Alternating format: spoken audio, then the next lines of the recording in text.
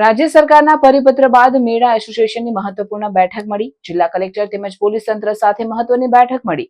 સરકારે પરિપત્ર જાહેર કરી રાઇડ સંચાલકોની ફાઉન્ડેશનનો પ્રશ્ન ઉકેલ્યો. અન્ય પ્રશ્નોના નિરાકરણ માટે કલેક્ટર તેમજ પોલીસ તંત્ર પર નિર્ણય છોડ્યો. રાઇડ્સ માટેના જીએસટી બિલ તેમજ રાઇડ ચલાવનારનું લાયસન્સ કે સર્ટિફિકેટ મામલે મહત્વપૂર્ણ બેઠક યોજાઈ. રાઇડ સંચાલકો દ્વારા કલેક્ટર તેમજ પોલીસ તંત્ર સમક્ષ પોતાના પ્રશ્નો રજૂ કરાયા. જિલ્લા વહીવટી તંત્ર દ્વારા જે પ્રકારે મેળા માટે આયોજન થયું હતું તે પ્રમાણે આયોજન કરવા અપીલ કરી.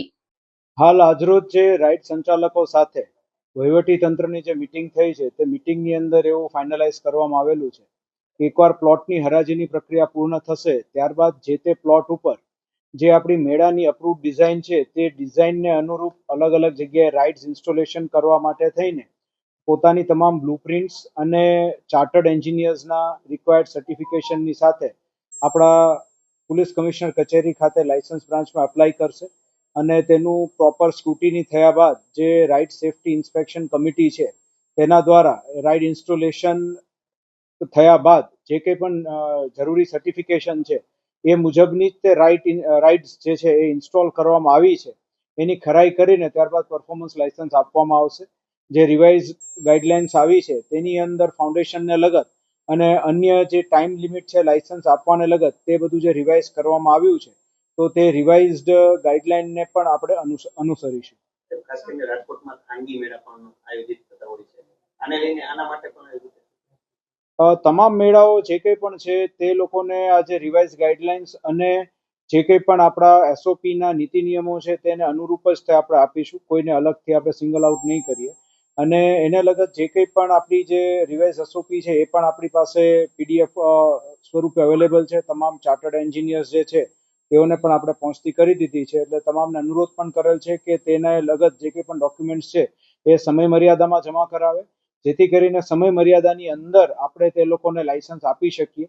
પછી લાસ્ટ મિનિટ રશ આવે અને એકદમથી આપો તો એ કોઈ પણ ડિપાર્ટમેન્ટ માટે શક્ય ન બને. એટલે તમામ જે કંઈ પણ મેળાના સંચાલકો છે તેમને અનુરોધ પણ છે કે જ્યારે પણ પરફોર્મન્સ લાયસન્સ માટે પોતાના ડોક્યુમેન્ટ સબમિટ કરે એ ડોક્યુમેન્ટ્સ તમામ જે આપણા એસઓપીના ગાઈડલાઇન્સના એનેક્શર મુજબના છે તે એ જ સમયે સબમિટ કરી દે અને ત્યારબાદ કમિટી પોતાનો સ્ક્રુટિનીની કામગીરી તાત્કાલિક શરૂ કરી દેશે. જે રિવાઇઝડ ગાઈડલાઇન છે તે મુજબ કોઈ પણ સંચાલક એપ્લિકેશન કર્યા બાદ 30 દિવસની સમય મર્યાદામાં તેને પરફોર્મન્સ લાયસન્સ આપવાનું હોય છે. પરંતુ આપણને પણ ખ્યાલ છે કે એ લોકો અપ્લાય કરશે એના 15 દિવસમાં આપણો મેળો હશે.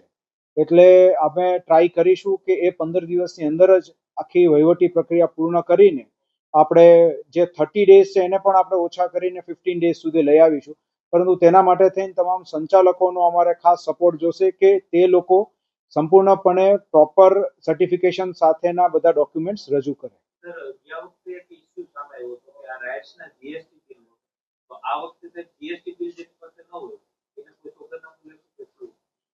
જે કંઈ પણ રાઇડ્સ છે એ તમામ રાઇડ્સ પ્રોપર સેફ છે. તેની અંદર પબ્લિક કોઈ પણ પ્રકારે બેસશે તો કોઈ ઇસ્યુ આવે એમ નથી. તે મુજબના પ્રોપર ટેસ્ટિંગ સાથેના સર્ટિફિકેશન એમના જે ચાર્ટર્ડ એન્જિનિયર્સ જે હશે એ રજૂ કરશે તો એ ચાર્ટર્ડ એન્જિનિયર્સના સર્ટિફિકેશન અને રાઇડ સંચાલકના સોગંદનામા આ બંનેના આધારે આગળ ટેસ્ટિંગની પ્રક્રિયા હાથ ધરીને ત્યારબાદ લાયસન્સ આપવામાં આવશે.